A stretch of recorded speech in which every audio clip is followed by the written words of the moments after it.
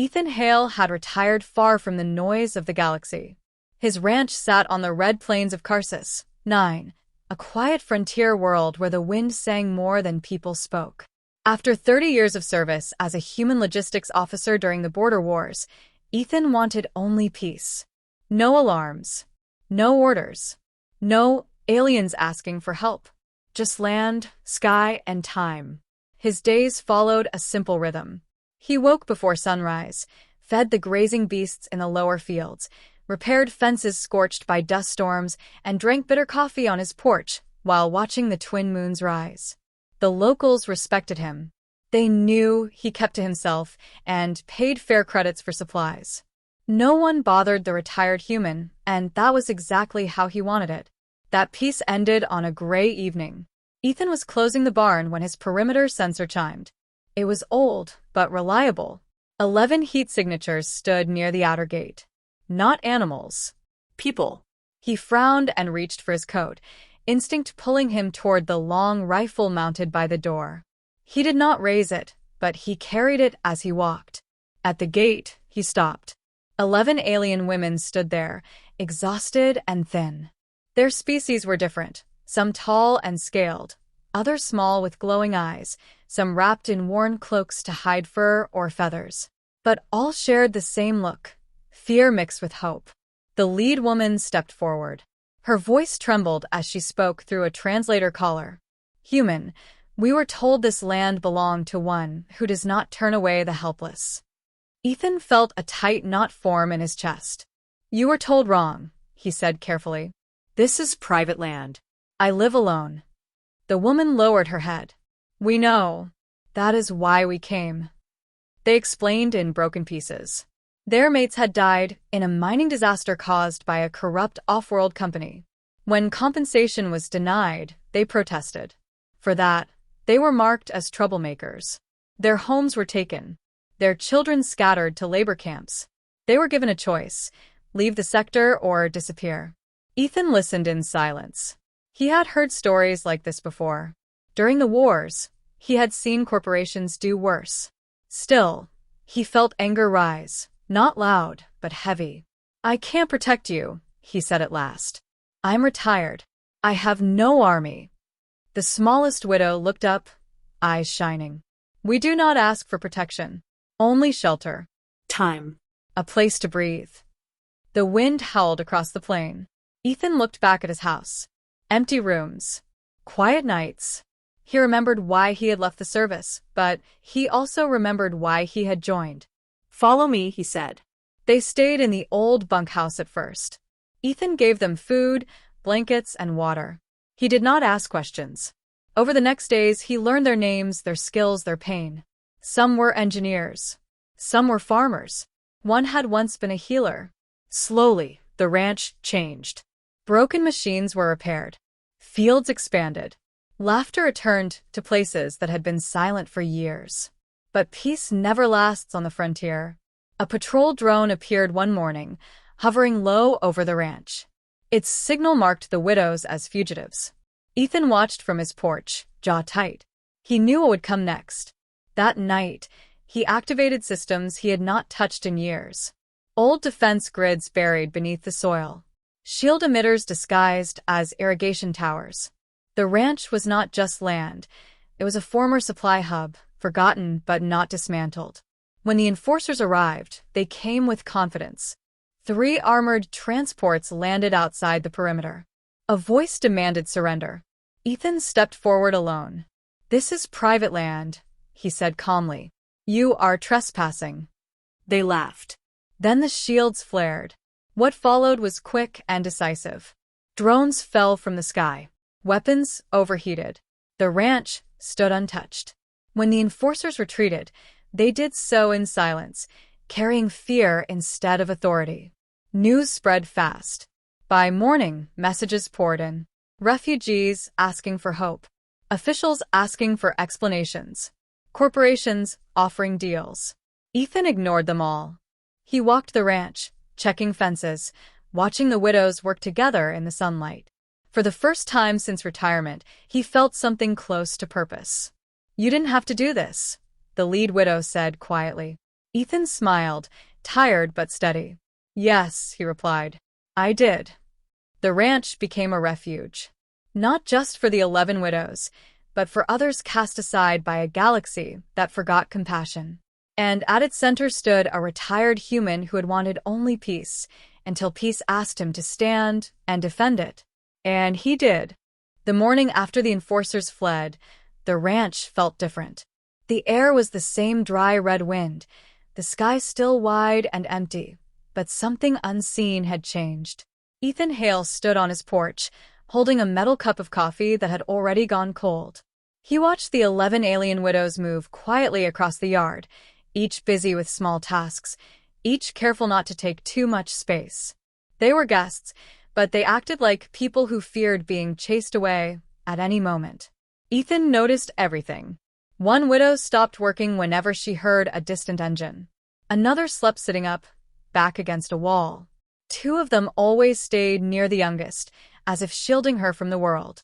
These were not habits formed in peace. These were habits carved by loss. He knew then that if they were to stay, he needed to understand them. After breakfast, Ethan called them together near the old water tanks. He did not raise his voice. He did not command. He simply asked, "Tell me the full truth. Why did you come here, and why me?" The widows exchanged looks. Finally, the same woman who had spoken at the gate stepped forward. Her name was Kaelra. Her skin carried faint silver markings, dulled by stress and dust. "We did not choose you by chance," she said softly. "We chose you because of your past." Ethan frowned. "My past is buried." Kaelra shook her head. "Not to everyone." She explained that during the border wars, Ethan had once rerouted supply convoys to save a trapped alien colony, an act that delayed his own unit but saved thousands of non-humans. Official records called it a logistical error.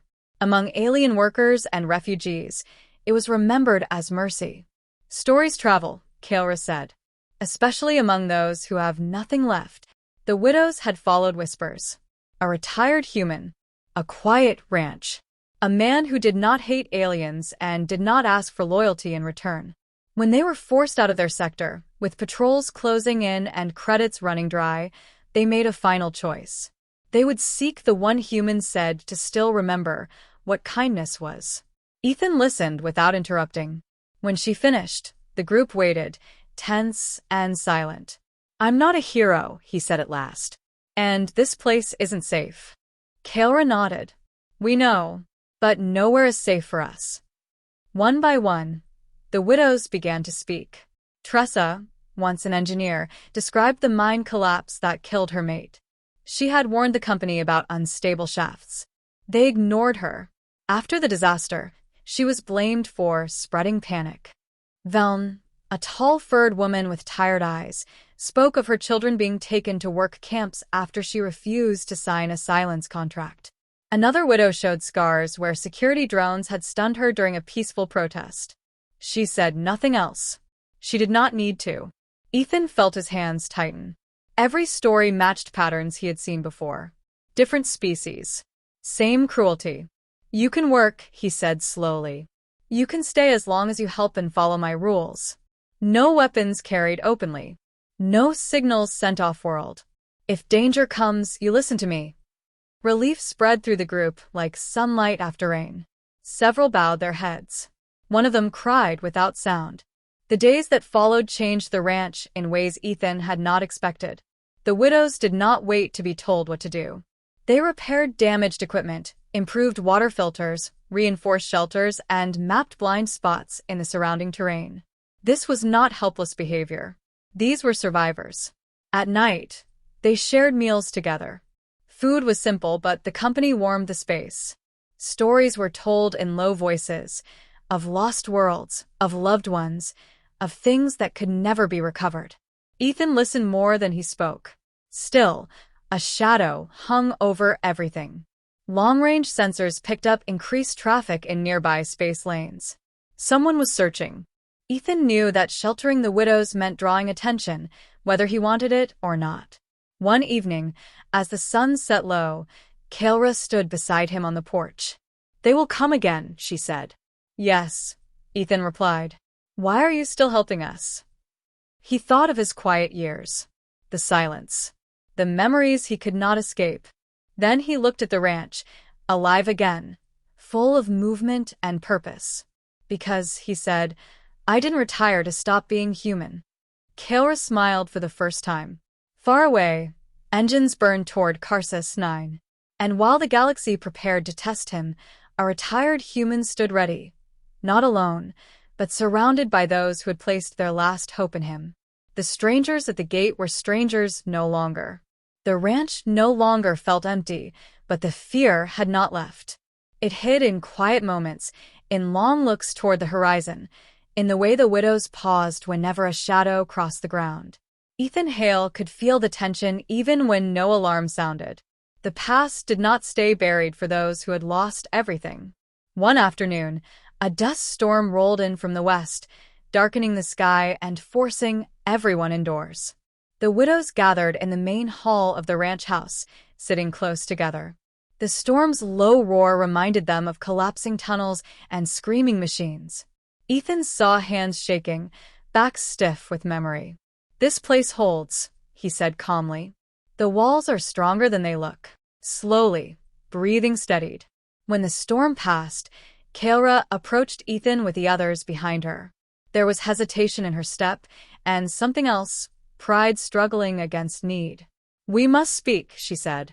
They sat around the long table that once served only one man. Now it held many cups, many hands. Kaora did not sit.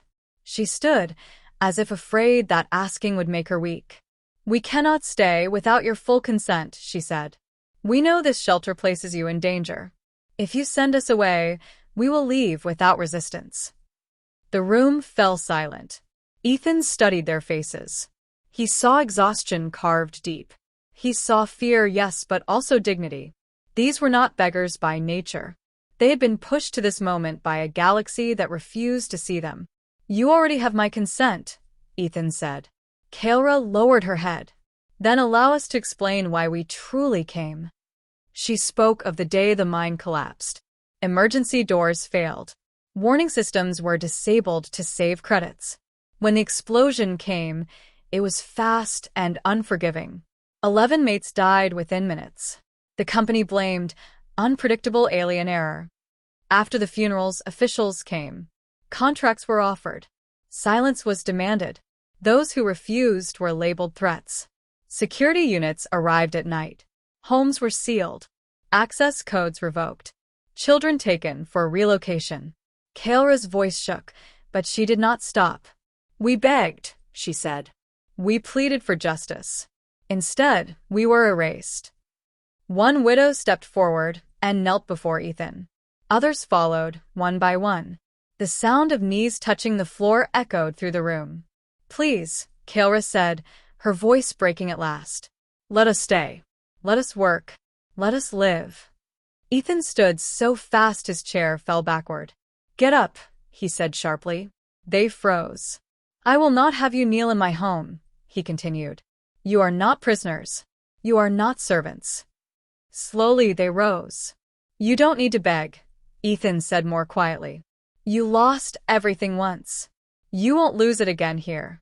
Tears flowed freely now. Not loud, not dramatic, just the release of a burden held too long. From that day, the ranch became more than shelter. It became shared ground. The widows trained alongside Ethan. Tressa improved the shield systems, finding ways to mask energy signatures. Velm organized food storage and emergency drills. Others taught Ethan alien farming methods that increased crop yield in the harsh soil. They were not hiding anymore. They were preparing. Still, danger crept closer. Ethan intercepted a transmission one night, encrypted, corporate grade. It mentioned assets and containment failure. Coordinates matched his ranch. He did not share the message at first. But Kaora noticed his tension. They are coming, she said. Yes, Ethan replied. And this time, they won't retreat easily. The widows gathered around him. No one begged now. No one cried. We will not run again, Kaora said. If they take us, it will not be quietly. Ethan looked at them, 11 lives marked by loss, standing unbroken. Then we stand together, he said. Outside, the stars above Karsus, 9 burned cold and distant. Somewhere among them, forces moved with power and cruelty. But on a quiet ranch, a retired human and 11 alien widows had made their choice. They would not disappear. And the galaxy would have to face that. The sun rose slowly over Karsus, 9, painting the red plains gold. Ethan Hale walked the perimeter of his ranch, scanning the horizon with tired eyes. The land stretched far and wide, beautiful in its emptiness, but vulnerable. Every ridge, every dip in the terrain, was a possible entry point for danger. Inside the main hall, the 11 widows moved quietly. Each worked at tasks Ethan had assigned, yet he could feel the weight of fear still pressing on them. They were survivors, yes, but their past had made them cautious, almost wary of trust. A communication console beeped. A message from a nearby sector appeared, encrypted but clear enough. They had traced the widows' energy signatures. Officials, enforcers, and corporate security units were converging. They demanded the widows be handed over immediately. Ethan stared at the message, feeling the old pull of duty and morality he thought he had left behind. He had retired to find peace, to leave the galaxy's problems far behind. And yet, here it was again, trouble landing right at his door. He called Kael'ra and the others together. They gathered silently, sensing the tension. "They will come for you," Ethan said. "Soon. And they will not ask nicely this time." Kael'ra's silver-marked face remained calm, but her eyes betrayed a flicker of fear. "Then we must leave," she said. "We will not endanger you." Ethan shook his head. "No. You are not leaving. Not while I can stop them." "But you are alone," another widow, Veln, protested. "Even with your defenses, you cannot fight them all." "I do not fight alone," Ethan replied. "You are with me. You have survived worse than this. We prepare together. We protect each other." Silence fell. The widows looked at one another. They had spent weeks rebuilding the ranch, reclaiming some control over their lives. To run now would mean losing the fragile safety they had earned. "I retired to live quietly," Ethan continued, voice low but firm. "But that is no longer possible. If I turn you away now, I will live with the knowledge that I could have protected you and chose not to. I won't make that choice." The widows exchanged looks, a mix of respect, gratitude, and renewed trust. They understood now that Ethan had made his decision. Their fate was tied to his, and his courage had rekindled their own. Over the next days, they worked as a single unit.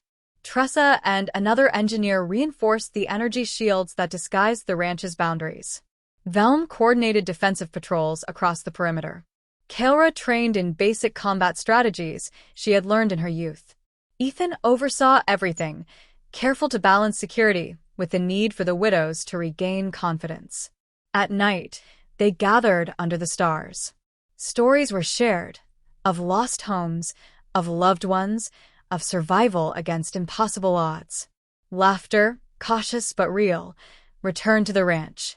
For the first time, Ethan felt the weight of loneliness lift.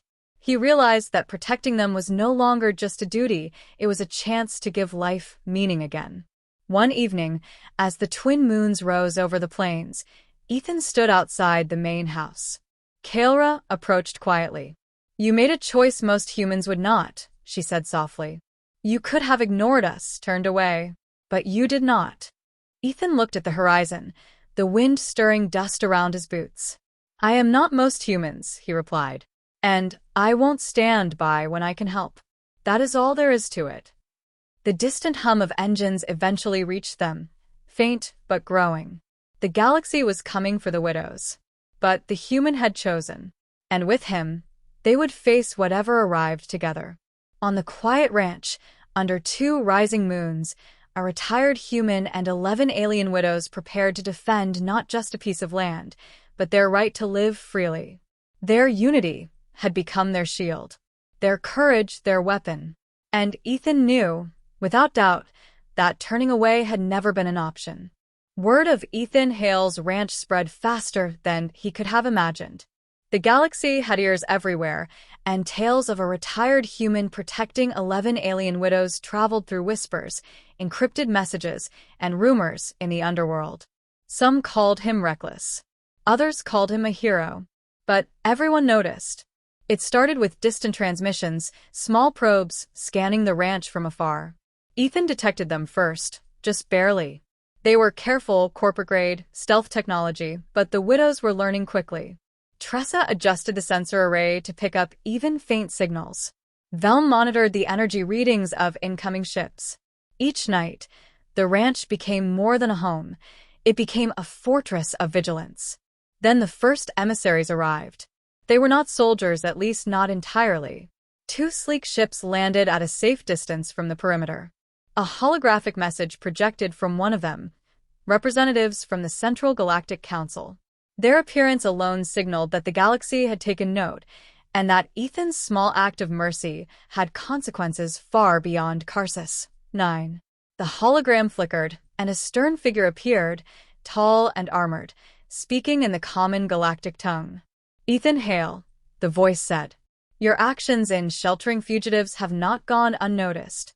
You are now under scrutiny. The lives you protect are considered assets by the Council and corporate entities. Explain yourself." Ethan stepped forward, calm but firm. "I am a retired human. I live here. They came to me seeking safety, not attention. I am providing shelter. That is all." The figure's eyes narrowed.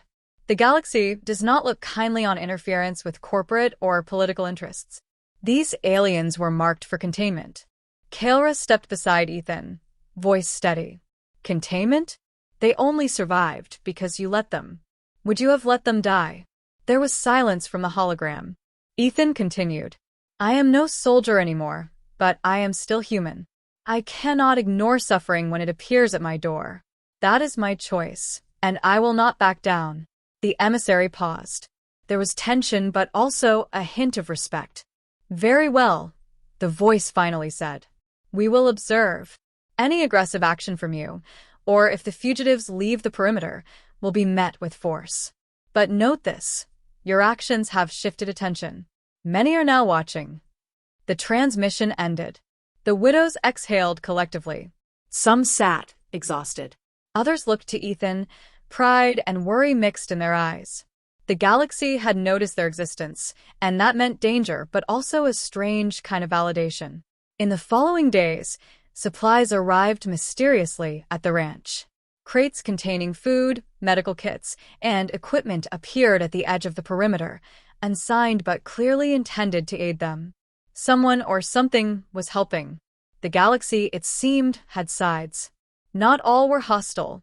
Ethan walked the perimeter at sunset, Kaelra beside him. The widows worked quietly behind them, repairing solar arrays, tending crops, and training for emergencies. "They're watching," Kaelra said softly. "And yet, some are helping." Ethan nodded. "Yes. The galaxy is complicated. Some will test us. Others will aid us. But here, now, we survive together. That's all that matters." The red plains stretched endlessly under the twin moons. The ranch had transformed from a quiet retirement spot into a beacon of hope for those cast aside by a cruel galaxy. And at its center stood a retired human who had wanted only peace, now fully aware that his choices had consequences far beyond the ranch. As night fell, engines hummed faintly in the distance. Observation ships, perhaps, or scouts sent by curious officials. Ethan felt no fear. He felt resolve. Whatever the galaxy decided to throw at them, he and the widows were ready. They had found purpose, strength, and trust in one another. The story of the retired human and 11 alien widows was no longer just a quiet tale. It had become a legend in the making. The galaxy was watching, and they would learn, soon enough, that some humans, even in retirement, could not be ignored. The quiet of Karsus, 9 shattered one late afternoon. Ethan Hale stood at the edge of his western fence, binoculars scanning the horizon. Dust swirled in the wind, hiding shapes that moved with calculated precision. He didn't need to see clearly to know they were coming. 11 armored transports appeared, kicking up clouds of red dust as they approached the ranch. Their engines roared like predators on the hunt. Corporate security units, heavily armed, meant business. And they were not interested in negotiations. Ethan turned to the widows. Kaelra, Veln, Tressa, and the others were already in position, their faces set with determination. They had trained for weeks, preparing for threats. But Ethan knew their survival depended not just on skill, it depended on strategy, on his experience. Stay inside the main hall, Ethan instructed firmly. Do exactly as I say. Trust me. The widows nodded. Some clenched their fists, others swallowed hard. But they obeyed. Ethan activated the perimeter shields, flicking switches that hadn't been used in years. Solar-powered generators hummed to life, diverting energy to the hidden defense grids he had installed long ago. The ground vibrated faintly as automated turrets aligned with the incoming transports. The first vehicles reached the edge of the fence. A single shot rang out, not from Ethan, but from the turrets he had left in camouflaged positions. One transport skidded and halted, its systems temporarily disabled. The humans inside scrambled, disbelief on their faces. Ethan moved calmly among the widows, giving short instructions. Activate secondary shields. Keep low. Stay ready for boarding attempts. The attackers underestimated the ranch. They assumed it was a quiet, empty property, easy to breach. But Ethan had spent decades preparing for situations like this.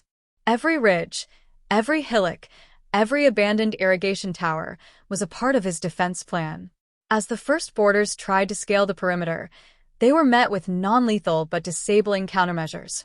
Energy nets, smoke canisters, and strategically timed sonic pulses. Panic spread among the attackers. They had expected resistance from a single retired human. They had not expected a coordinated defense involving 11 skilled widows. Tressa and Veln guided the widows, each performing tasks with precision. Kaelra disabled a communication drone with a single well-aimed strike. Others repaired damaged turrets mid-battle, ensuring the perimeter remained secure. From his position on the porch, Ethan watched with grim satisfaction. These were not soldiers fighting for honor. They were mercenaries, used to taking orders, unprepared for cunning and unity.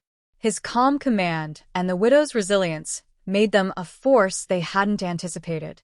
After hours of chaotic confrontation, the attackers began to retreat. Engines roared, leaving trails of dust and metal behind. No fatalities had occurred on the ranch side, only minor injuries, proof of Ethan's careful planning. The widows helped each other and tended to the wounded swiftly. Ethan stepped to the center of the yard, breathing heavily but composed. He looked at the widows, faces smeared with dust, hands scratched, eyes alert but alive. They underestimated us, he said. Kaelra smiled faintly. We survived because you chose to protect us. Not because we were weak, but because you believed in us. Ethan shook his head, a hint of a smile appearing. No. We survived because we stood together. Remember that. As night fell over Karsus, 9, the ranch glowed under twin moons. The perimeter shields hummed quietly, silent and strong. Word of the encounter would spread, and the galaxy would learn something important. A retired human, with 11 determined allies, was not a target to be underestimated. On that quiet, red plain, Ethan realized the truth he had always known. Peace was rare. Danger was constant. But courage, unity, and determination, those could turn even a quiet ranch into a stronghold. And they would face whatever came next together. The red plains of Karsus. 9 were quiet again, but the silence was different this time. Not tense, not filled with fear, but alive with the steady rhythm of work, laughter, and life. Ethan Hale walked through his ranch, watching the 11 alien widows move confidently among the fields, the repaired machinery, and the newly built shelters. Each of them had found a measure of strength here, a place to heal, and a place to belong. It had not been easy. Enforcers had come. Observation ships had circled. The galaxy had noticed their existence. But the retired human had chosen not to turn away, and in doing so, he had turned a quiet, lonely ranch into a sanctuary. Kaelra approached Ethan, her silver-marked face glowing under the twin moons. "Do you realize what you've done?" she asked softly. Ethan shook his head. "I only did what anyone should do. I didn't want to leave you to die." "You gave us more than safety," she said. "You gave us hope. You gave us family." The widows gathered behind her, nodding, smiles breaking through tired but determined faces. They had once been scattered, hunted, and alone. Now, they worked together, protected each other, and were ready to face anything the galaxy could throw at them. The ranch itself had transformed. Fields produced more than food. They provided teaching spaces, areas for training, and workshops for engineering repairs. Water systems were optimized to sustain more lives than ever before. Ethan had not only protected the widows, he had built a home that could survive long after he was gone. News of the ranch spread quietly, through whispers among refugees, traders, and officials. The retired human became a symbol, a legend for those who had nowhere else to turn. Some called him a hero, some called him reckless. But all recognized that he had done what few humans dared. He chose compassion over safety, action over indifference. One evening, under the twin moons, Ethan stood at the highest ridge of the ranch. The wind stirred softly, carrying the distant sounds of laughter, conversation, and machinery humming. He felt a rare smile tug at his lips. Kaelra joined him. "Do you regret it?" she asked. Ethan looked at the horizon, at the thriving ranch, at the lives he had helped save. "No," he said quietly. "I retired to live alone, but sometimes life chooses for you. And when it does, you do the right thing, even if it's hard." The widows had found safety. They had found strength. They had found a human who believed in them when the galaxy had turned its back. And in the process, Ethan had rediscovered purpose, courage, and the quiet joy of making a difference. As night fell, the ranch glowed under starlight, a beacon on the desolate plains. It was more than a home, it was a refuge. More than a refuge, it was proof that one human, even retired and alone, could change the fate of many.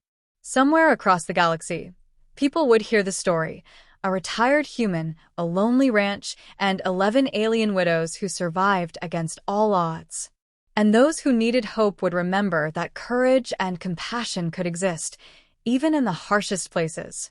Ethan Hale turned back toward the ranch, listening to the hum of life he had helped protect. For the first time in decades, he felt truly at peace, not because the galaxy was quiet, but because he had chosen to stand for what was right. And that was enough. The retired human had become a legend. The widows had become a family. And together, they had carved a safe place in a galaxy that had once forgotten them. The story of Karsus 9 would be told for years to come, and the quiet ranch would forever shine as a symbol of hope, courage, and the enduring power of human kindness.